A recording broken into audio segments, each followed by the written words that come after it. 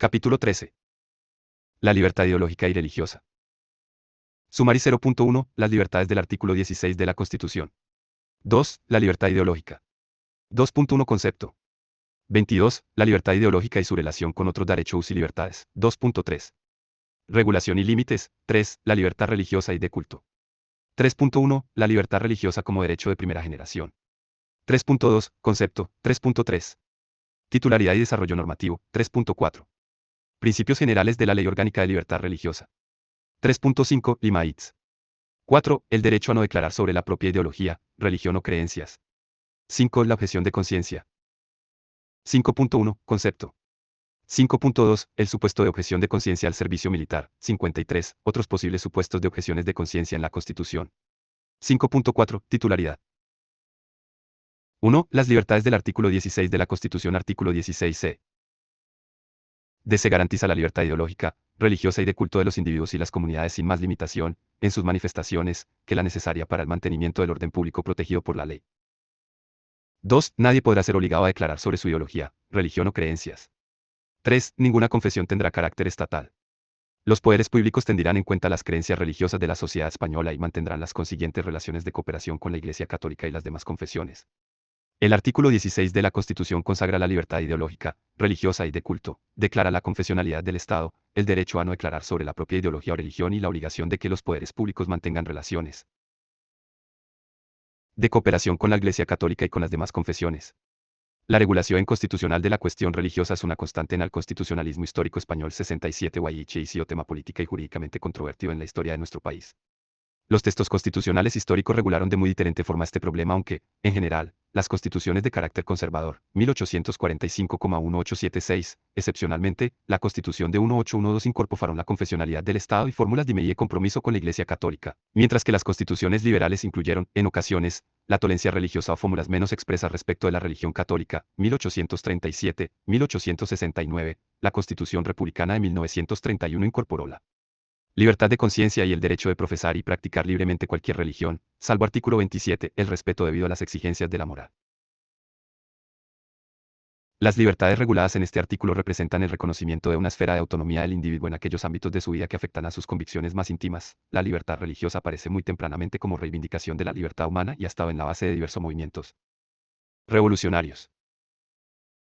La libertad ideológica y religiosa ha tenido igualmente cabida en los más importantes textos internacionales de protección de derechos, así, en el artículo 18 de la Declaración Universal de Derechos Humanos, 2, el artículo 18 del Pacto Internacional de Derechos Civiles y Políticos, PIP, de 1966 grados, 8, el artículo 13.3 del Pacto Internacional de Derechos Económicos, Sociales y Culturales, el artículo 9 del Convenio Europeo de Derechos Humanos 75, y artículo 10 de la Carta de los Derechos Fundamentales de la Unión Europea 76. Cuestión importante es la de limitar, incluso, distinguir las diferentes libertades que el artículo 16 se reconoce ya que, en nuestra opinión, tal precepto constitucionaliza realmente cuatro distintos derechos o libertades.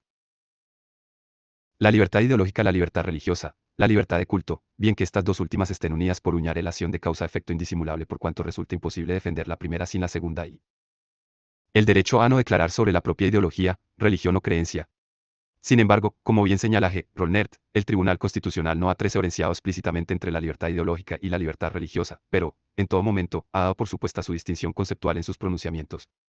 Aunque, en algunas de sus sentencias parece desprenderse que el alto tribunal estima que estamos ante un solo derecho fundamental, sin denominación unitaria específica y con dos subtipos diferenciados, libertad ideológica y libertad religiosa. Punto. Seguramente la doctrina más determinante al respecto es la contenida en la STC 19/1985, en la que el Tribunal Constitucional afirmó que el artículo 16c reconoce la libertad religiosa con existencia autónoma y, por exclusión, la libertad ideológica.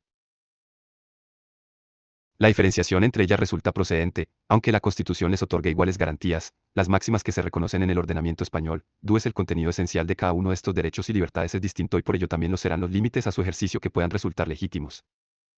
2. La libertad ideológica. 2.1. Concepto. La Constitución, en el citado artículo 16, garantiza la libertad ideológica que, en nuestra opinión, debe diferenciarse de la libertad religiosa de la que más adelante se trata. Esta libertad se manifiesta, como ha señalado J. Jiménez Campo 8, en tres aspectos. A. Una garantía de inmunidad que protege al sujeto contra las perturbaciones de esa esfera de libertad. B. Una garantía de libre manifestación de sus opciones ideológicas. C. Una garantía contra las perturbaciones de terceros. Esta libertad no se agota en una dimensión interna del derecho a adoptar una determinada posición intelectual ante la vida y cuanto le concierne y a representar o enjuiciar la realidad según personales convicciones. Comprende, además, una dimensión extrema de agerelicere, con arreglo a las propias ideas sin sufrir por ello sanción. Emérito ni padecer la compulsión o la injerencia de los poderes públicos. La libertad ideológica representa, como sucede con la libertad religiosa, una esfera de autoridad del sujeto para la cual éste puede exigir el respeto de los poderes públicos y de los terceros, que le permite adoptar una posición personal respecto de los múltiples deseos y cuestiones que le planteará su propia existencia y manifestarlos a terceros. Para que los actos de los poderes públicos puedan ser anulados por violación de la libertad ideológica, se requiere, cuando menos, de una parte, que dichos actos turben o impidan de algún modo la adopción o el mantenimiento en libertad de determinada ideología o pensamiento y, de otra, que entre los de una actos perturbadores de la libertad y el contenido de esta exista una relación de causalidad suficiente en ella a articular la imputación del ilícito constitucional. La libertad ideológica constituye una especificación, proyección o manifestación concreta de aquella libertad abstracta y genérica a que se refiere el artículo 1.1 de la Constitución cuando enumera los lores superiores del ordenamiento jurídico espaciogrados, y es que la libertad como lor irradian unas de libertades concretas configuradas, a su vez, como derechos fundamentales, STC 233/1993, de 12 de julio, sin la libertad ideológica consagrada en el artículo 16.1 de la Constitución. Señala el Tribunal Constitucional. Posibles los valores superiores de nuestro ordenamiento jurídico, que se propugnan en el artículo 1.1 de la misma para constituir el Estado social y democrático de dicho que en dicho precepto se instaura, STC 20/1990, de 15 de febrero. Serían.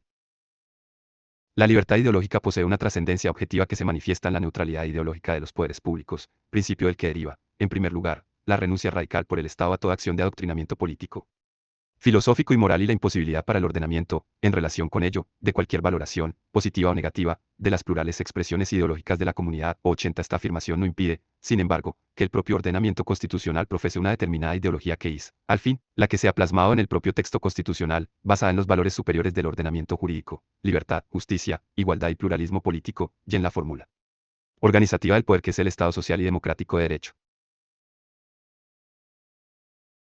La libertad ideológica está también en la base de la aprobación de la Ley 202022, de 19 de octubre, de Memoria Democráticas 81, como afirma el artículo 1.1 de la ley. Esta tiene por objeto menor que la recuperación, salvaguarda y difusión de la memoria democrática, entendida hasta como conocimiento de la reivindicación y defensa de los valores democráticos y los derechos y libertades fundamentales a lo largo de la historia contemporánea de España, con el fin de fomentar la cohesión y solidaridad entre las diversas generaciones en torno a los principios, valores y libertades constitucionales. Igualmente es objeto de la Ley 20/2022, el reconocimiento de quienes padecieron persecución o violencia por razones políticas, ideológicas, de pensamiento u opinión, de conciencia o creencia religiosa, de orientación e identidad sexual mayor que, promoviendo su reparación moral y la recuperación de su memoria personal, familiar y colectiva, suprimiendo elementos de división entre la ciudadanía y promoviendo lazos de unión en torno a los valores, principios y derechos constitucionales. También 140 siglo II de las 17 comunidades autónomas 83 han legislado sobre esta materia. 22. La libertad ideológica y su relación con otros derechos y libertades. La libertad ideológica es, como hemos señalado, en cierto sentido una concreción del valor libertad y, de otra parte, de ella derivando en que se fundamentan otros derechos y libertades, como ha indicado J. Jiménez Campo. Así sucede, por ejemplo, con la libertad de enseñanza, artículo 27.1 CE, respecto de la cual el Tribunal Constitucional en su sentencia 5/1981, de 13 de febrero, manifestó que la libertad de enseñanza, como proyección de la libertad ideológica y religiosa y del derecho a expresar y difundir libremente los pensamientos, ideas y opciones, implica tanto el derecho a crear instituciones educativas, como el derecho de los profesores a desarrollar libremente su función dentro de los límites propios del puesto docente que ocupan y el derecho de los padres a elegir la formación religiosa y moral que desean para sus hijos. En igual sentido, la libertad ideológica se conecta también con la libertad de expresión reconocida en el artículo 20.1a de la Constitución, entre otras, SCTC 20/1990, de 15 de febrero, 127/2004, de 29 de julio, 151/2004, de 20 de septiembre. En la primera de estas sentencias el Tribunal Constitucional señaló que, dado que la libertad ideológica es esencial para la efectividad de los valores superiores y especial del pluralismo político, se hace necesario que el ámbito de este derecho no se recorte ni tenga más limitación que la necesaria para el mantenimiento del orden público protegido por la ley. La limitación no puede hacerse coincidente con los límites que a los derechos de libertad de expresión y de información, reconocidos por el artículo 20.1a, YD, se impone el num. 4 de este mismo precepto constitucional. También conecta la libertad ideológica con el derecho de acceso a cargo público. Como se puso de manifiesto en la STC 99/2004, de 27 de mayo, que resolvió el recurso de amparo interpuesto por una agrupación de electores contra la sentencia del Tribunal Supremo que anuló su candidatura a las elecciones europeas de 2004 ms. Recientemente, el Tribunal Constitucional, STC noviembre de 2020, de 28 de enero, rezó recurso interpuesto por diputados del Parlamento de Cataluña 585 contra la comunicación a la mesa de ese Parlamento, de la suspensión de los recurrentes en el IAI de cargo público y vulneración de su libertad ideológica, en aplicación del artículo 384 bis de la Ley 6. En esta sentencia, el Tribunal Constitucional, después de acordar su doctrina en relación al art. 384 bis LSR, que no supone una suspensión del derecho fundamental reconocido en el artículo 23.2c, derecho de acceso a cargo público, sino que determina un requisito legal, el no encontrarse en situación de prisión provisional como consecuencia del procesamiento por un delito concreto, persona integrada o relacionada con bandas armadas o individuos terroristas o rebeldes. Concluye que no ha habido vulneración de derechos en este caso. La libertad ideológica fue igualmente esgrimida en el recurso de amparo resuelto por la STC 92020 de 2G. De enero $7, en el que se alegó la posible vulneración de los artículos 23.2 y 16.1. C688. TIR. Por no autorizarse a un diputado electo del Parlamento de Cataluña, en prisión provisional, el traslado a una cárcel de Barcelona y los permisos necesarios para asistir a las sesiones parlamentarias, con las medidas de seguridad que se consideraran pertinentes. El Tribunal Constitucional rechazó el amparo solicitado en este caso 89. 2.3. Regulación y límites. La libertad ideológica, como el resto de las libertades y derechos del artículo 16.1c, no es un derecho absoluto, pero la limitación en sus manifestaciones debe ser solo menor que la necesaria para el mantenimiento del orden público protegido por la ley, STC 20/1990, de 15 de febrero. El Tribunal Constitucional ha reiterado en varias de sus sentencias, SCTC 101/1983, de 18 de noviembre, 160/1987, de 27 de octubre, 321/1994, de 28 de noviembre, que la libertad ideológica reconocida en la Constitución no otorga el derecho a los ciudadanos de faltar a sus deberes constitucionales o legales por motivos de conciencia. Esta doctrina jurisprudencial se manifestó especialmente con ocasión del análisis sobre la objeción de conciencia al servicio militar. En su resolución 160/1987, el Alto Tribunal confirma que la posibilidad dice declarado exento del servicio militar no deriva directamente de la libertad ideológica sino de la regulación contenida al respecto en el artículo 30.2 del texto fundamental. El Tribunal Constitucional también ha confirmado que la libertad ideológica no debe vulnerar los procedimientos constitucionales. Así, en la CTC 124/2017.8 de noviembre, que resolvió el recurso de inconstitucionalidad contra la ley del Parlamento de Cataluña 20/2017, de 8 de septiembre, de transitoriedad jurídica fundacional de la República, el tribunal afirma que la Constitución depara la más amplia libertad para la defensa de cualesquiera concepciones ideológicas, incluyendo las que pretendan para una determinada colectividad la condición de comunidad nacional.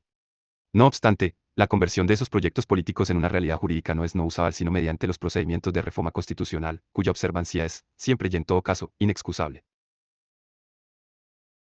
La libertad ideológica no ampara tampoco las manifestaciones, campañas o expresiones de carácter racista o xenófobo que puedan conculcar el derecho al honor de terceros o su dignidad. STC 214/1991, del 1 de noviembre. En relación con el delito de genocidio, el Tribunal Constitucional, en su sentencia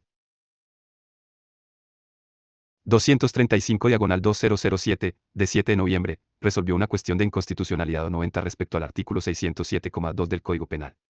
El planteamiento de la cuestión de constitucionalidad se fundamentaba en que manifestaciones de ideas o doctrinas, que nieguen o justifiquen, entre otros, el delito de genocidio, quedaban protegidas por la libertad de expresión y, por tanto, no podían constituir delito. Efectivamente, el Tribunal Constitucional en anterior jurisprudencia, STC 214/1991, del 1 de noviembre, FJ8, había expresado que las afirmaciones, dudas y opiniones acerca de la actuación nazi con respecto a los judíos y a los campos de concentración, por reprobables o tergiversadas que sean, quedaban amparadas por el derecho a la libertad de expresión, art. 20.1 CE, en relación con el derecho a la libertad ideológica, art. 16 CE. En este caso, el Tribunal Constitucional declaró inconstitucional la expresión, niegue no, pero consideró constitucional el resto del párrafo, es decir, la difusión por cualquier medio de ideas o doctrinas que justifiquen los delitos, siempre que tal justificación opere como incitación directa a la comisión de un delito de genocidio, es decir, se castigan conductas que, aunque sea de forma indirecta, supongan una provocación genocidio. Siempre que no se entienda incluida en ellas la mera adhesión ideo. Por el art. Lógica posiciones políticas de cualquier tipo, que resultaría plenamente amparada. 16C y, en conexión, por el art. 20C, FJ9, grados. Esta misma perspectiva llevaba al Tribunal Europeo de Derechos Humanos, en que se ponía en duda la colaboración con las atrocidades nazis. Diversas ocasiones en las que, durante la Segunda Guerra Mundial, a señalar que, la búsqueda de la verdad histórica forma parte integrante de la libertad de expresión y estimar a que no lee. Arbitrar la cuestión histórica de fondo. Sentencias Chay y otros de Francia, de 23 de. Corresponde. Junio de 2004, $69. Manatse Suiza, de 21 de septiembre de 2006, siglo 57 ideas, en sus. Todo lo dicho no implica que la libre transmisión de ideas, manifestaciones, sea un derecho absoluto, por lo que el Tribunal Constitucional también ha señalado que las manifestaciones, expresiones o campañas de carácter racista o xenófobo no están garantizadas por el artículo 20c, puesto que este precepto no. Diferentes ma. Tutela, el derecho a expresar y difundir un determinado entendimiento del avisero. Concepción del mundo con el deliberado ánimo de menospreciar y discriminar, al tiempo de formularlo, a personas o grupos por razón de cualquier condición o circunstancia personal, étnica o social, pues sería tanto como admitir que, por el mero hecho de efectuarse al hilo de un discurso más o menos histórico, la Constitución permite la violación de uno de los valores superiores del ordenamiento jurídico, como es la igualdad, artículo 1.1 CE, y de uno de los fundamentos del orden político y de la paz social, la dignidad de la persona, artículo 10.1 CE, STC 214/1991, de 11 Dino. Noviembre, FJ 8. Y sigue afirmando al alto tribunal que el margen que el artículo 20.1 se ofrece a la menor que, difusión de ideas, acrecentado, en razón del valor del diálogo plural para la formación de una conciencia histórica colectiva, cuando se trata de la alusión a hechos históricos, STC 43/2004, de 23 de marzo, encuentra su límite en las manifestaciones vilipendiadoras, racistas o humillantes o en aquellas que incitan directa a dichas actitudes, constitucionalmente inaceptables. De otra parte, el Tribunal Constitucional, en su sentencia 12/2008, de 29 de enero que resolvió el recurso de inconstitucionalidad sobre la modificación de la Ley Orgánica Electoral en relación con la introducción de los criterios de representación equilibrada de mujeres y hombres en las listas electorales, afirmó que, frente a lo afirmado por los recurrentes, entre otras cosas, que se impedía crear listas solo de mujeres o de hombres, la normativa impugnada no vulneraba la libertad ideológica de los partidos políticos ni su libertad de expresión, arts. 16.1 y 20.1a, c. Ya en primer lugar, una norma como el artículo 44 bis loreg no hace innecesario los partidos solidarios feministas, pero, a partir de ese precepto, es el propio artículo 9.2 c el que, una vez concretado en términos de derecho positivo su mandato de efectividad, convierte en constitucionalmente lícita la imposibilidad de presentar candidaturas que quieran hacer testimonio feminista con la presentación de listas integradas únicamente por mujeres. El tribunal confirma, como no podía ser de otro modo, que un ideario feminista radical que pretenda el predominio femenino no podrá ser constitucionalmente prohibido, pero tampoco podrá pretender sustraerse al mandato constitucional de la igualdad formal, art. 14 CE, ni a las normas dictadas por el legislador para hacer efectiva la igualdad material tal como establece el 9.2 CE. La disposición adicional segunda de la Ley Orgánica para la Igualdad Efectiva de Mujeres y Hombres, no impide la existencia de partidos con una ideología contraria a la igualdad efectiva entre los ciudadanos, lo cual sí sería inconstitucional, SSTC 48/2003, de 12 de marzo, FJ 7, y 235/2007, de 7 de noviembre, FJ 4, antes bien, y como el tribunal señala en la última resolución citada, el régimen constitucional español se sustenta, por circunstancias históricas ligadas a su origen, en la de que se utilice amplia garantía de los derechos fundamentales, que no pueden limitarse en razón. Finalidad. Anticonstitucional. Por tanto, el requisito de que formaciones políticas que pretendan participar en los procesos electorales haya la necesariamente a candidatos de uno y otro sexo en las proporciones recogidas en la disposición adicional segunda LOI no implica la exigencia de que esas más formaciones políticas participen de los valores sobre los que se sustenta la 1. Lema democracia paritaria. La norma cuestionada no impide la existencia de formaciones políticas que defiendan activamente la primacía de las personas de un determinado sexo, o que propugnen postulados que pudiéramos denominar maquistes o feministas, lo que sí exige es que cuando se pretenda defender esas tesis, accediendo a los cargos públicos electivos se haga partiendo de candidaturas en las se integran personas de uno y otro sexo, como la reiterada doctrina constitucional afiado, los derechos no son absolutos. La libertad ideológica de los partidos no es, no tanto, absoluta o ilimitada, y puede estar condicionada por todos los requisitos jurídicos como el de acomodar las listas electorales a las previsiones legales sobre igualdad de mujeres y hombres. 3.1. 3. La libertad religiosa y de culto. La libertad religiosa como derecho de primera generación conforme a la teoría de las generaciones que se expuso en un capítulo anterior, la libertad religiosa pertenece a la primera generación de derechos, aunque la evolución del Estado ha llevado a que actualmente haya adquirido connotaciones de prestación que permitirían su ubicación en la tercera generación. Muestra de su esencialidad de su manifestación temprana en diversos textos jurídicos como es el artículo 16 de la Declaración de Derechos de Virginia de 12 de junio de 177663 en el artículo 10 de la Declaración de Derechos del Hombre y del Ciudadano de 26 de agosto de 178964. La primera enmienda constitucional del Bill of Rights de 15 de septiembre de 1791-1695. Ideológica. Desde entonces hasta ahí hubo la libertad religiosa, a la que se ha unido la libertad de conciencia y 96 figuran indefectiblemente en los textos. Los más importantes textos constitucionales de las democracias actuales, así como en los internacionales de protección de los derechos y libertades. Todo ello nos permite concluir que la libertad religiosa es un derecho de primera generación, aunque, como ya dijimos, las connotaciones propias del Estado social permitan, en la actualidad, apreciar también ciertos matices prestacionales, especialmente en las relaciones confesiones-Estado. El Convenio Europeo reconoce en su artículo 9 la libertad de pensamiento, de conciencia y religión, estableciendo que, toda persona tiene derecho a la libertad de pensamiento, de conciencia y de religión. Este derecho implica la libertad de cambiar de religión o de convicciones, así como la de manifestar su religión o sus convicciones individual o colectivamente, en público o en privado, por medio del culto, la enseñanza, las prácticas y la observancia de los ritos. B. La libertad de manifestar su religión o sus convicciones no puede ser objeto de más restricciones que las que, previstas por la ley, constituyan medidas necesarias, en una sociedad democrática, para la seguridad pública, la protección del orden, de la salud o de la moral públicas, o la protección de los derechos o las libertades de los demás. Bajo el mismo rótulo y con la misma redacción contenida en el art. 9.1 del Convenio Europeo, el artículo 10 de la Carta de los Derechos Fundamentales de la Unión Europea reconoce estas libertades. En el apartado 2 del artículo 10, la Carta incorpora el reconocimiento del derecho a la objeción de conciencia que no figura expresamente contenido en el Convenio Europeo, aunque el Tribunal Europeo de Derechos Humanos ha confirmado que forma parte del contenido de las libertades reconocidas por el convenio. La Carta de Derechos Fundamentales reconoce el derecho a la objeción de conciencia, de acuerdo con las leyes nacionales que regulen su ejercicio. 3.2. Concepto.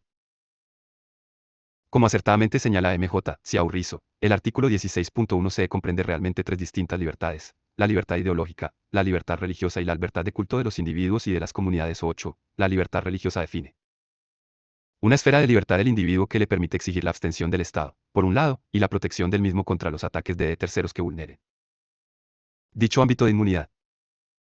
Esta libertad permite al sujeto profesar una determinada religión pacíficamente en la sociedad y promocionar. En ocasiones se pide pacíficamente 699.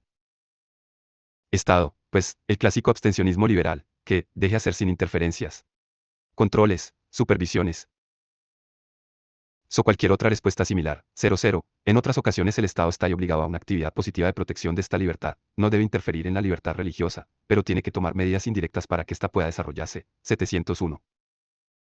La Constitución española transformó extraordinariamente la regulación de esta materia y el Estado confesional regulado en las leyes franquistas dejó pasones. Estado confesional tal y como establece el artículo 16c, al afirmar que ninguna conexión religiosa tendrá carácter estatal, también art. 1.3 LOL, siendo la consecuencia principal de ello que los valores, principios e incluso preceptos de ninguna religión deben servir de parámetro ni de orientación para la legislación civil, ni aquellos que pueden medir la legitimidad de esta conforme a sus principios. Esta tajante afirmación no supone, sin embargo, la inconstitucionalidad inmediata de la ley que pueda traer su origen de un principio religioso, sino que tal principio no resulta relevante para medir la legalidad ni la legitimidad de tal norma, que traerá su justificación de su acomodación rigurosa al marco constitucional, coincida este o no con otros principios de carácter religioso. La legitimidad de la ley de desarrollo se funda, precisamente, en la confesionalidad que la Constitución proclama. La libertad religiosa garantiza al sujeto la posibilidad de actuar con total independencia, en este campo y sin niña. Rencias de los poderes públicos, STC 24/1982, de 13 de mayo. La Constitución, sin embargo, no ha querido proclamar una confesionalidad estatal que representara una desvinculación total del Estado del hecho religioso, por ello este principio de aconfesionalidades, en la Constitución española, una confesión matizada por la disposición del mismo artículo 16c, en orden a exigir a los poderes públicos que tengan en cuenta las creencias religiosas de la sociedad española, manteniendo las correspondientes relaciones de cooperación con la Iglesia Católica y con las demás confesiones religiosas. 03. Así se ha hecho y el Estado ha suscrito acuerdos con la Santa Sede 704 y también con otras confesiones.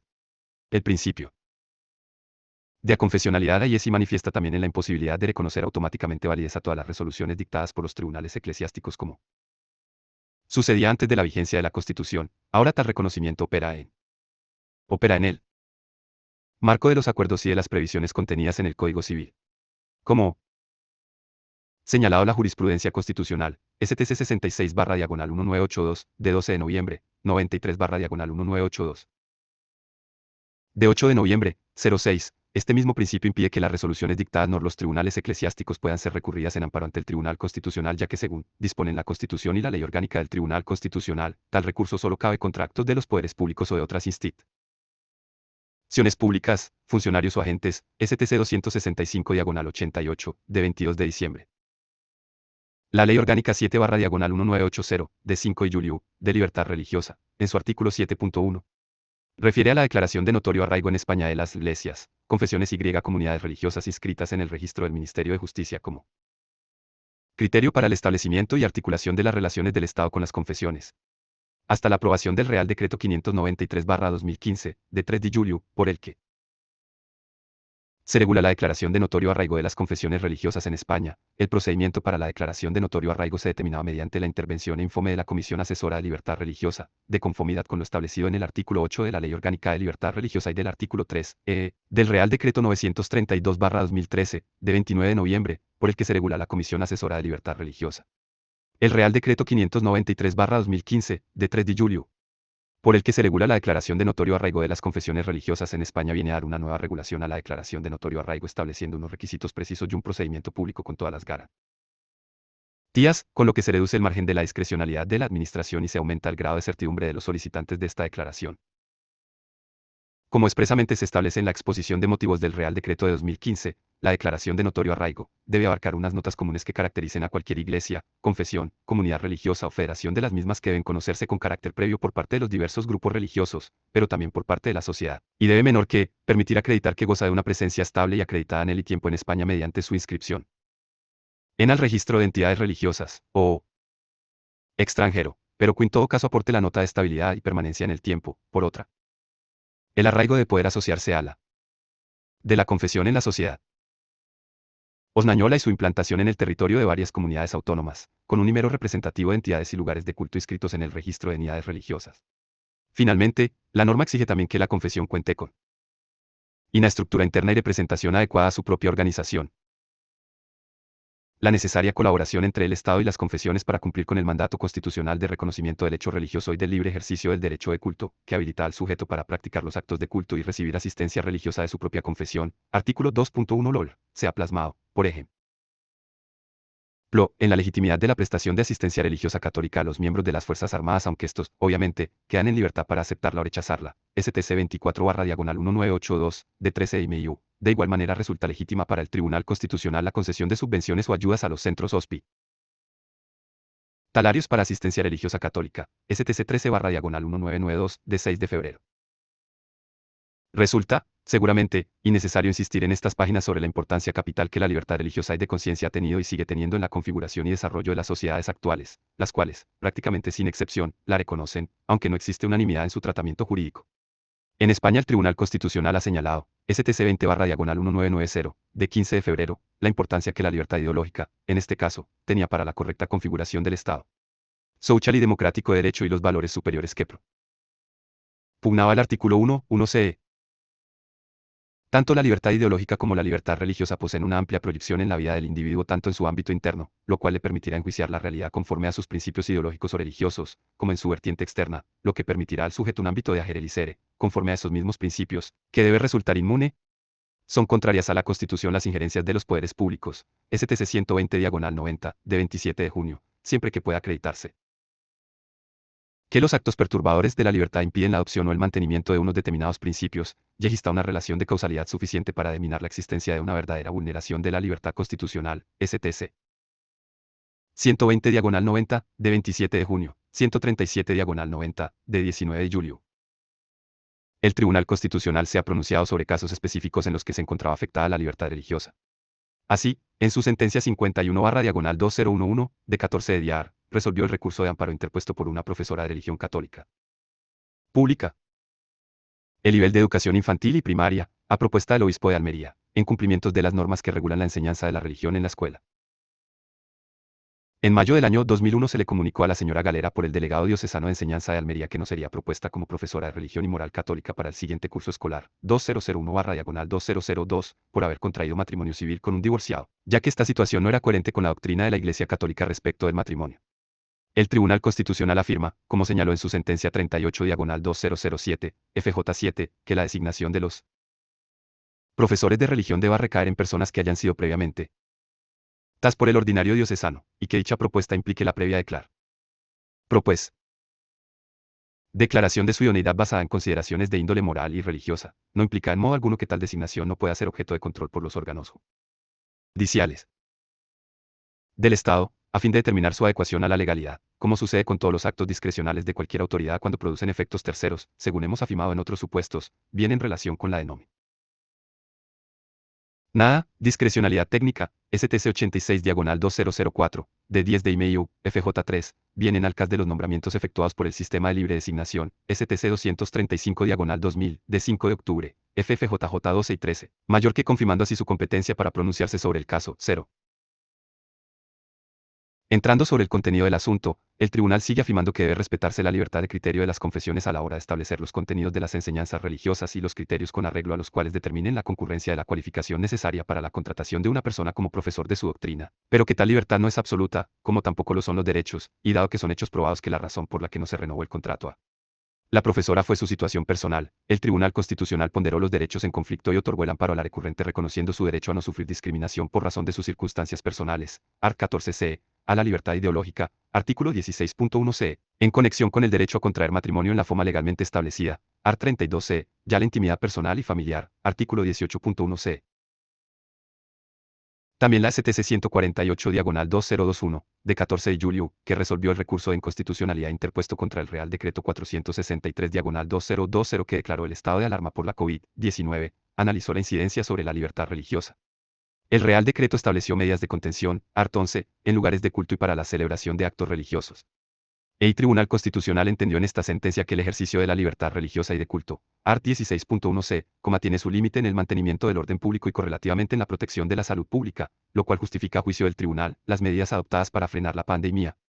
Indica igualmente el Tribunal Constitucional que dichas medidas de contención encontraban apoyo en la Ley Orgánica de los Estados de Alama, excepción y cito. 12.1, que prevé expresamente la posibilidad de adoptar medidas para la lucha contra las enfermedades infecciosas y en Ley Orgánica 3/1986, de medidas especiales en materia de salud pública, art. 3, que permite que la autoridad sanitaria, con el fin de controlar las enfermedades transmisibles, realice acciones preventivas generales y adopte las medidas oportunas para el control de los enfermos. Tampoco considera el tribunal que se haya producido vulneración de las libertades del artículo 16c porque no se exceptuará los lugares de culto de la prohibición general de circular, art. 10 RD, en consecuencia, el tribunal consideró que las medidas establecidas en el Real Decreto de Declaración de Estado de Alarma por la COVID-19 estaban justificadas y eran constitucionales. 3.3. Titularidad y desarrollo normativo. La titularidad de las libertades reconocidas en el artículo 16 se puede corresponder tanto a las personas físicas como a las personas jurídicas, OS, STC 19/1983, de 10 de marzo, 64/1988, de 12 de abril. La libertad religiosa es un derecho individual que tiene también una vertiente colectiva en el derecho de culto, que es el ejercicio externo de la libertad religiosa, 09. Y en las relaciones que los poderes públicos deben mantener, por mandato del artículo 16.13, con las distintas confesiones religiosas, así como la obligación que dicho precepto les impone de tomar en cuenta las convicciones religiosas de la sociedad. En este sentido, señala M.J. Ciaurris que el derecho de libertad religiosa aparece como presupuesto tanto de los acuerdos celebrados entre la Iglesia Católica y el Estado como de los 3 posteriores acuerdos con confesiones no católicas. Todos ellos aparecen redactados en el sentido de tutela de los derechos comunitarios antes que de los derechos individuales, aunque, como señala la citada autora, la libertad religiosa individual, la libertad del ciudadano para ejercer la opción que prefiera en el campo de las creencias, actúa como un plus a la existencia misma de las comunidades, que existen en la medida en que la correspondiente elección de una fe y de la pertenencia a una confesión es decidida libremente por un número determinado de individuos. 711. La libertad religiosa consagrada en el artículo 16c ha sido desarrollada por la Ley Orgánica 7/1980, de 7 de julio de libertad religiosa y, además, ha recibido un amplio desarrollo normativo en aspectos concretos como los siguientes. 12. Acuerdos entre el Estado español y la Santa Sede, acuerdos con otras confesiones, legislación general, protección penal de la libertad religiosa, derecho de asociación, fundaciones y entidades sin ánimo de lucro, enseñanza religiosa.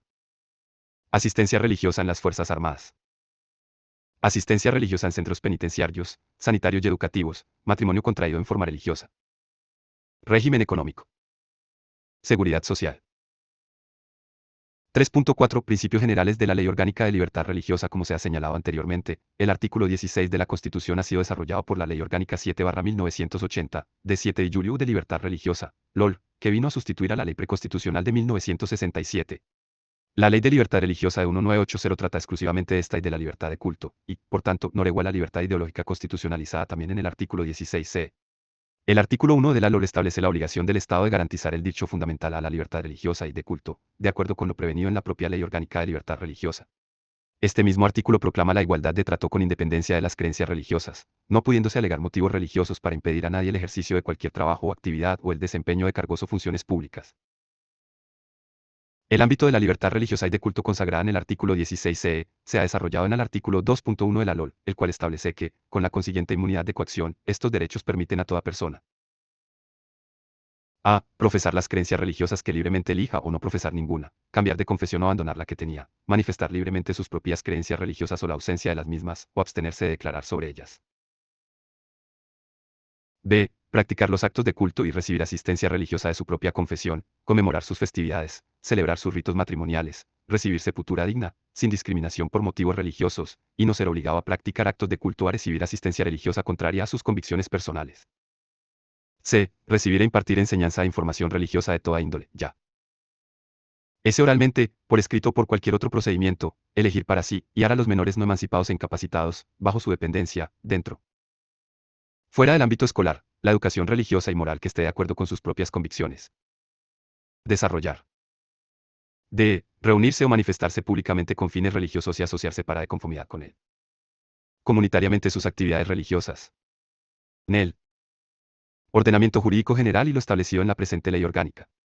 La libertad de culto queda desarrollada en el apartado 2 del artículo O2 citado, que confirma el derecho de las iglesias, confesiones y comunidades religiosas a establecer lugares de culto o de reunión con fines religiosos, a designar y formar a sus ministros, a divulgar y propagar su propio credo, y a mantener relaciones propias organizaciones o con otras confesiones religiosas, sea en territorio nacional o petraniero. Las comunidades autónomas han regulado también esta materia 14. La vertiente de obligación positiva de los poderes públicos respecto de la libertad religiosa y de culto se ha regulado en el artículo 2.3 LOL, que determina que, menor que, para primera aplicación real y efectiva de estos derechos, los poderes públicos adoptarán las medidas necesarias para facilitar la asistencia religiosa en los establecimientos públicos. Así, COS, militares, hospitalarios, asistenciales, penitenciarios y otros bajo su dependencia, como la formación religiosa en centros docentes públicos.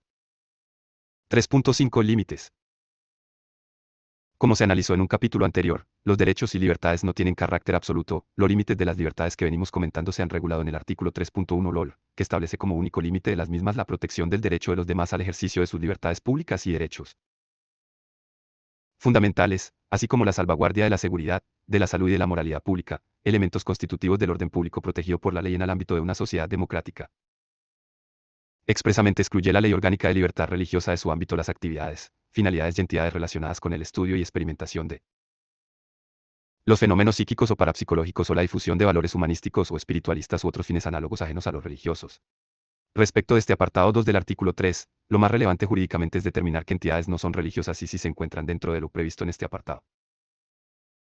4. El derecho a no declarar sobre la propia ideología, religión o creencia. Las libertades reconocidas en el mencionado artículo 16c comprenden el derecho a manifestarlas pacíficamente en el ámbito social. Así lo ha reconocido el Tribunal Constitucional al afirmar que la libertad religiosa comprende la libertad de una concreta opción confesional en el ámbito social.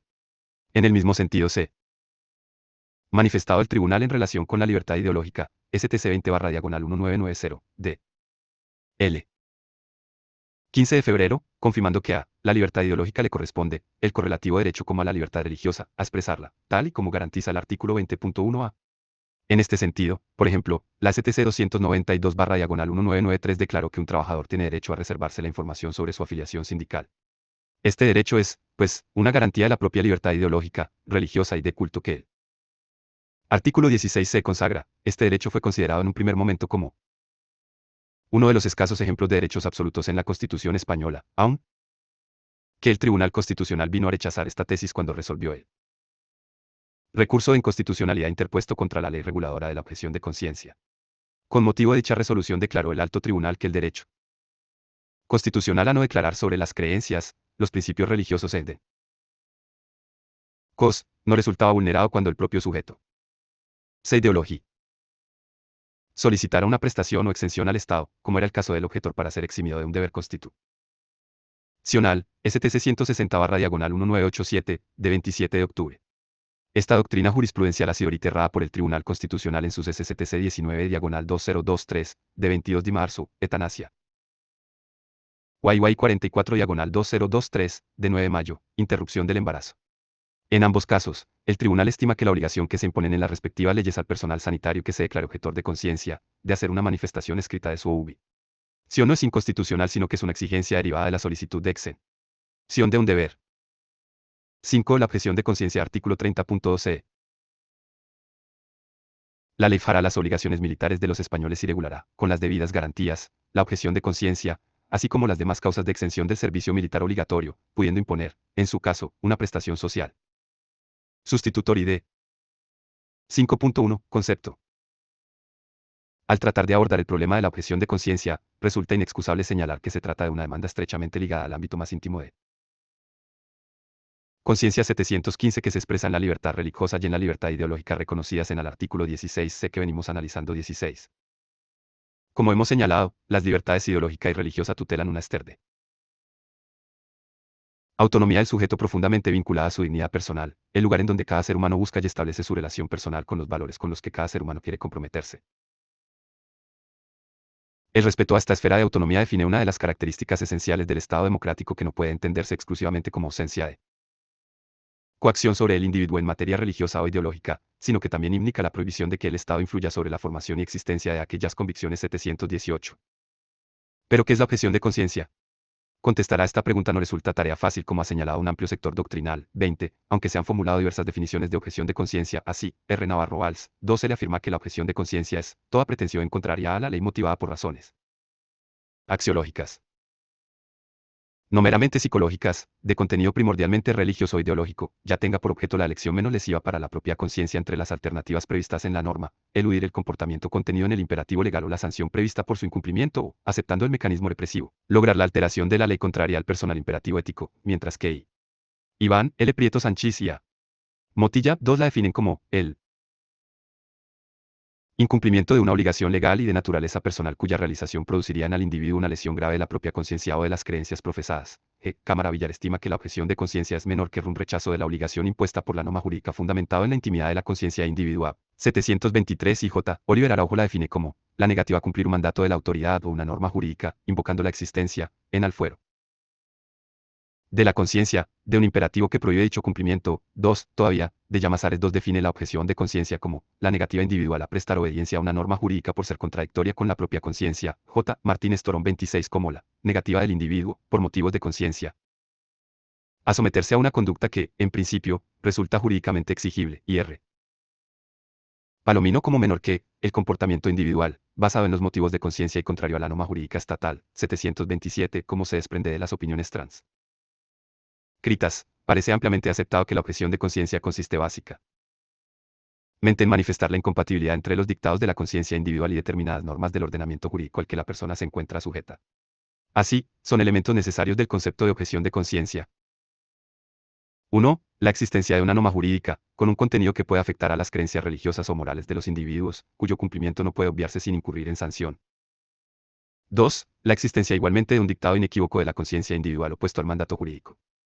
La conciencia es un atributo exclusivo de la persona individual, que además afecta de manera sustancial a la propia personalidad, por ello solo puede hablarse de conciencia en presencia de una cierta madurez psicológica. 729.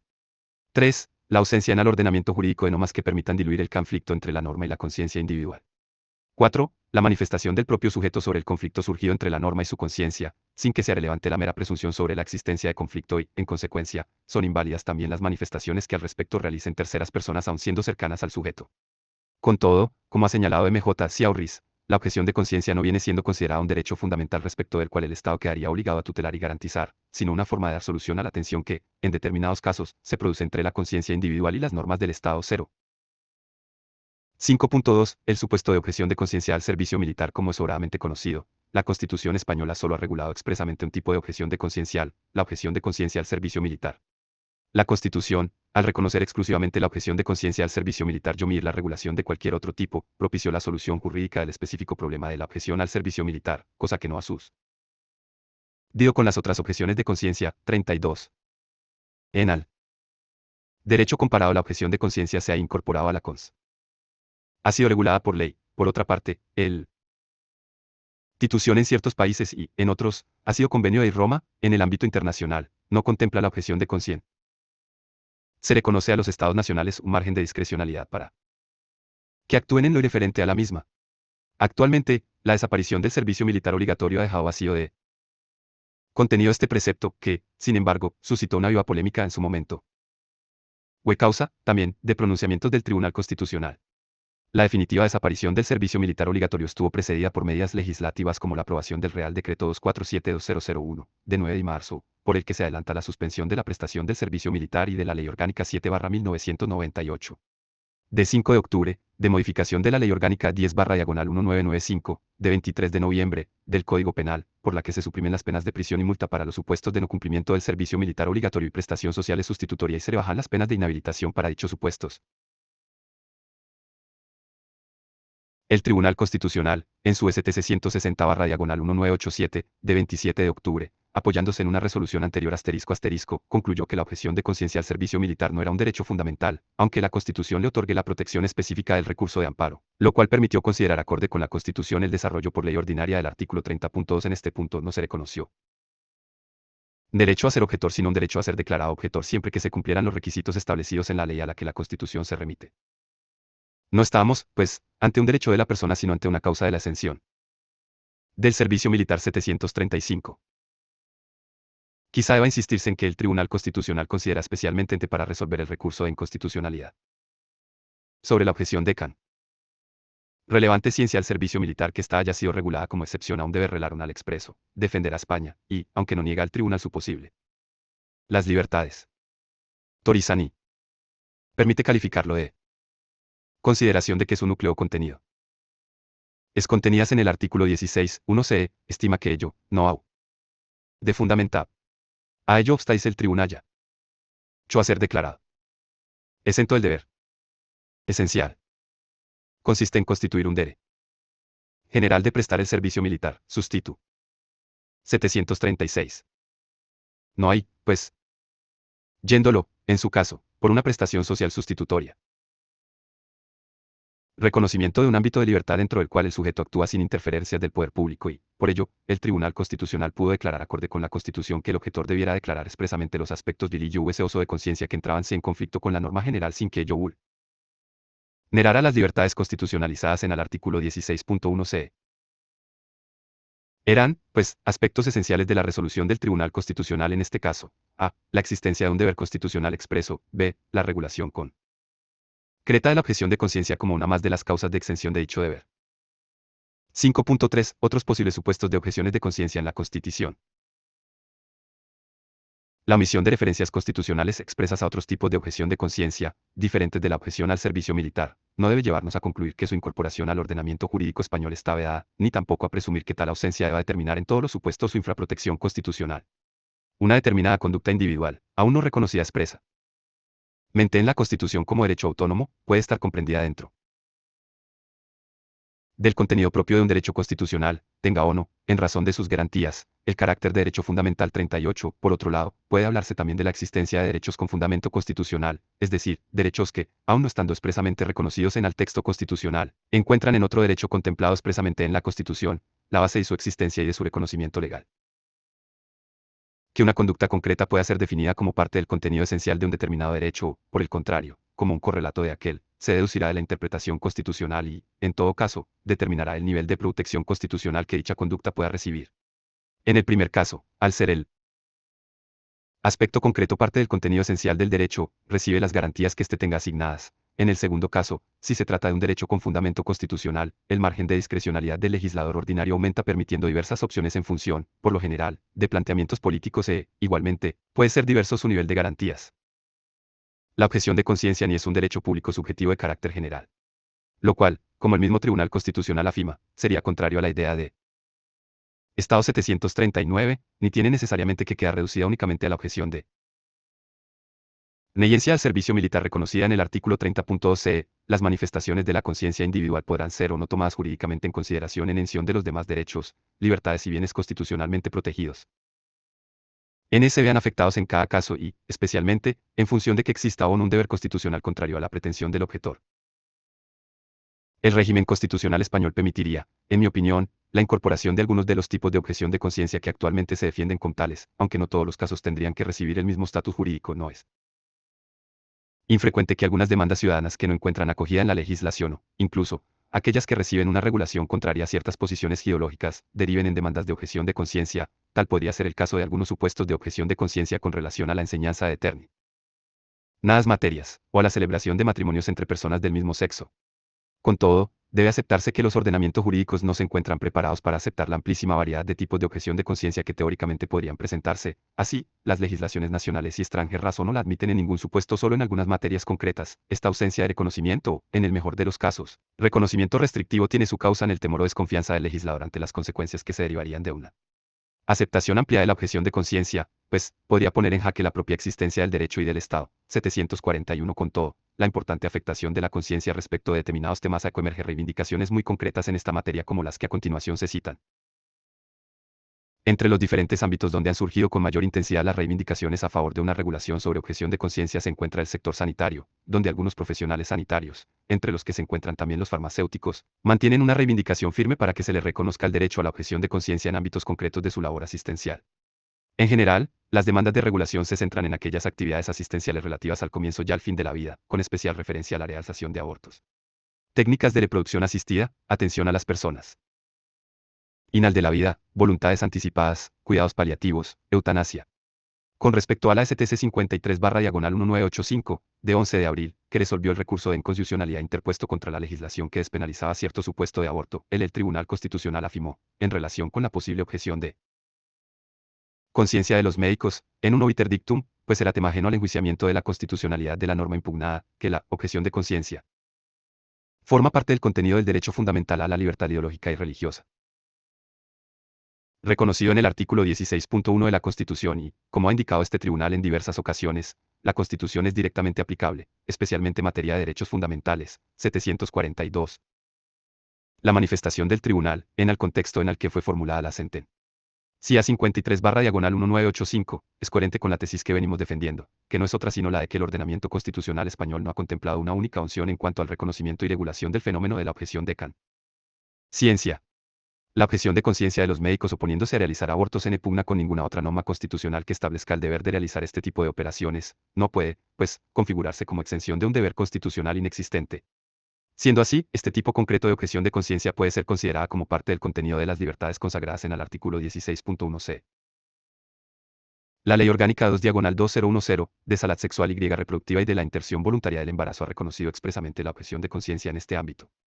Dispone el artículo 19.2 de la ley que, los profesionales sanitarios directamente implicados en la interrupción voluntaria del embarazo tendrán el derecho de ejercer la objeción de conciencia sin que el acceso y la calidad asistencial de la prestación puedan resultar menoscabadas por el ejercicio de la objeción de conciencia. Continúa este precepto señalando los requisitos de esta decisión del profesional, ya que el rechazo o la negativa a realizar la intervención de interrupción del embarazo por razones de conciencia es una decisión siempre individual del personal sanitario directamente implicado en la realización de la interrupción voluntaria del embarazo, que debe manifestarse anticipadamente y por escrito.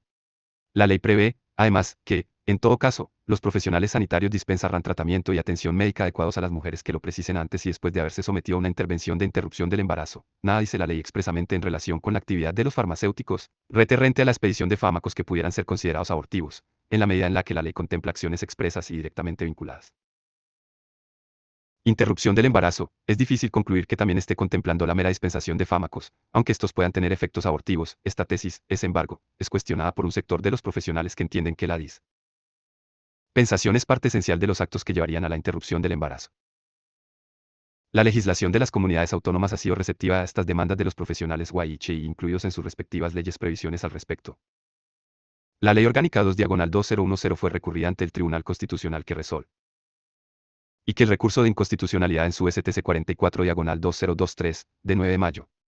En esta sentencia el Tribunal Constitucional confirmó la constitucionalidad de las previsiones contenidas en la Ley Orgánica 2/2010, artículo 19.2, relativas a la regulación de la visión de conciencia del personal sanitario, como había hecho ya en la previa STC 19/2023, de 22 de marzo de eutanasia. El tribunal, reiterando doctrina anterior, es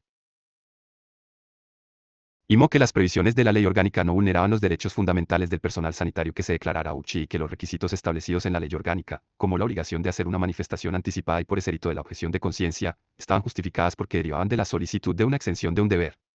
Igualmente confirma el Tribunal Constitucional la constitucionalidad de la previsión legal de que la objeción de conciencia no es que exclusivamente al personal directamente implicado en la interrupción del embarazo. El Tribunal Constitucional entiende por personal directamente implicado a cualquier profesional sanitario que intervenga de modo directo en la ejecución del aborto, cualquiera que sea su categoría profesional y su actuación y que, consecuentemente, las menor que únicas actuaciones susceptibles de ser exoneradas del deber legal por amparadas por la objeción de conciencia son las intervenciones clínicas directas, no otras. Actuaciones auxiliares, administrativas o de apoyo instrumental a cargo de profesionales que, por lo demás, no tienen por qué conocer la naturaleza y circunstancias de la intervención clínica de que se trata. También el Tribunal Europeo de Derechos Humanos se ha pronunciado sobre la objeción de conciencia de profesionales sanitarios con relación al aborto en varias sentencias. Recientemente, en las sentencias Stenck, Suecia, y Grimmarks, Suecia. Ambas del 1 de febrero de 2020, el Tribunal Europeo, en composición de comité de 3 jueces, inadmitió por manifiestamente infundadas sendas demandas presentadas por 2 comadronas contra Suecia por no articular debidamente medidas alternativas para que las interesadas pudieran hacer compatible su derecho a la objeción de conciencia con la legislación sueca en materia de aborto asterisco. Modo de conclusión sobre este punto podríamos afirmar que nuestro ordenamiento constitucional no puede darse una respuesta única al problema de la objeción de conciencia, la cual puede encontrar apoyo, al menos, en las siguientes tesis jurídicas. A. La objeción de conciencia como parte del contenido esencial de las libertades reconocidas en el artículo 16.1 de la Constitución, para lo cual es preciso que convicciones, además de sus elementos esenciales mayor que, en especial, que estén en peligro las morales o religiosas del individuo, la objeción de conciencia no choque con un deber constitucional de carácter general, es el caso de la objeción de conciencia de los médicos a realizar abortos. En ausencia de un deber de esta naturaleza, los poderes públicos no pueden obligar a los ciudadanos a prestaciones que violenten sus conciencias, por lo que resulta necesario aceptar la objeción de aquellos que manifiesten expresamente tal conflicto. 746. Estime además que este tipo de objeción de conciencia, al configurarse como esfera de libertad del sujeto, no exige de éste el cumplimiento de requisitos especiales distintos de la manifestación de su objeción. B. La objeción de conciencia como una exención de obligaciones constitucionales. Este es el caso de la objeción de conciencia al servicio militar que, aunque pueda encontrar su fundamento último en la libertad de conciencia, ha sido el ordenamiento positivo el que, al establecer el deber de defender a España, ha condicionado inexcusablemente su reconocimiento como exención de tal deber y no como una esfera de libertad individual. C. Todavía cabe un tercer supuesto, cuando el deber jurídicamente establecido no posea rango constitucional. En estos casos, solo la necesaria ponderación entre las libertades fundamentales del artículo 16.1 de la Constitución en la que la objeción se apoye ya que el otro precepto constitucional en el que tal deber jurídico se fundamente, permitirá adoptar una solución acorde con los principios constitucionales. D. Por último, si la Constitución no incorpora expresamente la posibilidad de objetar ante un deber constitucional concreto, su incorporación legal al ordenamiento es difícil ya que habría que fundamentar dicha excepción. Este sería el caso de la objeción de conciencia fiscal, cuya viabilidad constitucional es real. Mente dudosa ya que une, a su escasa relación con las convicciones morales, la pugna con la obligación general de contribuir al sostenimiento de los gastos públicos de acuerdo con la respectiva capacidad económica establecida en el artículo 31.1 de la Constitución. Según lo expuesto, estimamos que nuestro ordenamiento la objeción de conciencia no puede recibir una idéntica regulación, puesto que los diversos tipos de objeción de conciencia no poseen un único estatus constitucional. Así, la regulación de cada una de sus manifestaciones, cuando ello sea posible, estará en función del específico aspecto de que se trate y de la posición constitucional que el mismo tenga en el ordenamiento. 748. Esos apuntes conceptuales nos servirán, tras señalar cuál es el sujeto de la objeción de conciencia, para reflexionar sobre uno de los aspectos últimamente más debatidos, la objeción de conciencia a ciertos tratamientos médicos. 5.4. Titularidad. Y a titularidad de la exención de un deber por reconocimiento de una causa de objeción de conciencia. 0. En su caso, los supuestos que pudieran derivarse del contenido de las libertades ideológicas y religiosas reguladas en el artículo 16.1 c. corres. No de exclusivamente a la persona física por tratarse, en todo caso, de situaciones personalísimas que no pueden darse en el caso de las personas jurídicas. Como hemos señalado, cualquiera que sea la definición de objeción de conciencia por la que nos decantemos, en ella se manifiesta la oposición de la conciencia individual a una obligación jurídica, constitucional o legalmente establecida. Este carácter individual es lo que, a juicio de un sector doctrinal, distingue la objeción de conciencia de otras situaciones como la de la desobediencia civil, pues mientras este movimiento intenta una transformación del ordenamiento jurídico, el objetor plantea un conflicto personal privado y persigue objetivos igualmente individuales. Resolver la íntima antinomia de la conciencia y la existencia personal con lo prescrito por la regla de la mayoría. 749. El problema de la titularidad es también, como se ha afirmado acertadamente, un problema de límites a los derechos. En este sentido, como afirma G. Escobar Roca, en ocasiones el sujeto está realmente fuera del supuesto de hecho, límites impropios, cero, por razón de circunstancias concretas, tal derecho puede modularse o, incluso, restringirse legítimamente, límites directos. Conforme a esta opinión, se está fuera del concepto de objeción de conciencia, límites impropios, cuando el presunto titular no sea destinatario de ningún deber jurídico, cuando carezca de la madurez necesaria para poseer conciencia moral o cuando en el caso concreto no estemos en presencia de un auténtico conflicto de conciencia /cero. Logic, 51N. En cuanto al problema de si los extranjeros pueden ser titulares del derecho o la exención en la que la objeción de conciencia consiste, debe contestarse afirmativamente en clara similitud con lo establecido respecto de las libertades religiosas y deo, que les corresponden en los mismos términos que a los españoles. STC 107/1984, de 23 de noviembre. Por último, por lo afirmado hasta aquí, no consideramos sujetos válidos de la objeción de conciencia a las personas jurídicas. Es, en este sentido, correcta la negativa del Tribunal 1 Constitucional a admitir, ni siquiera como coadyuvante, a una confesión religiosa, Unión de Iglesias Cristianas Adventistas del Séptimo Día, en un caso de objeción de conciencia, ATC 578/1984.